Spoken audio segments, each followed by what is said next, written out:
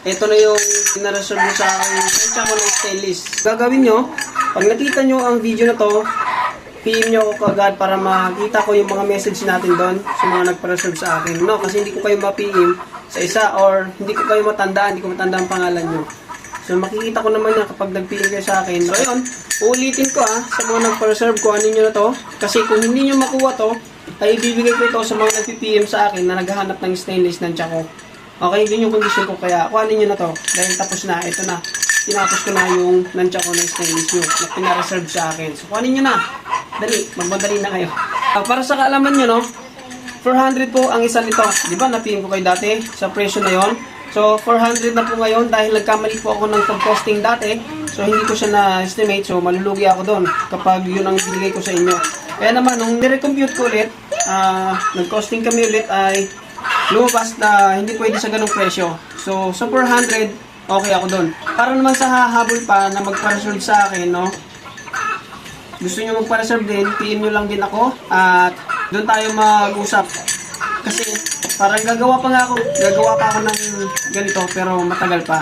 So titignan ko kung umabot kayo ng mga 30, 50 katao. Yung gagawa na ako nun. Pero kung konti lang kayo katao na nagpapa-reserve, ay mahirap kasi gawin to eh. Baka hindi ako gumawa. Pero kailangan abutin ko yung quota ko na mga 30 o 50 katao na magpa-reserve sa akin. Para makagawa ako ulit ng nantya ko na stainless. Okay, tsaka i-upgrade ko yun I-upgrade ko, hindi siya magiging 400 lang. Aabot siya siguro, estimate natin, basta yun na yun. Basta tataas siya. Depende sa magiging costing ko ulit at magiging gastos ko na kasi mag-upgrade nga ako. Ito, alisin natin yung, ito, mawawala yan, tatakpan natin yan. Na parang ganito sa unahan. Kasi hindi siya masyadong attractive tignan kapag ganyan lang. So, ito na yun May mga design po yan. Tignan nyo yung design niya. Di ba yung iba makinis sa taas, tapos nandito yung kadena sa ulo? Dito sa taas, no? Tapos ito yung may design niya sa baba. Sa akin naman, binaliktad ko. Kasi ang purpose nito, para hindi madulas sa kamay nyo kapag nag-i-spin kayo. No? Para hindi madulas. Okay? Yun yung purpose nito, kung bakit dito ko nilagay yung design niya. Hindi lang basta design to. Ang purpose talaga nito ay para hindi mo mabitawan yung nantya ko na hawak mo. So yun, kuhanin nyo na ito, no? Ayan yung itsura niya sa malapitan, no? Ayan yung itsura sa malapitan. Pag tinignan nyo.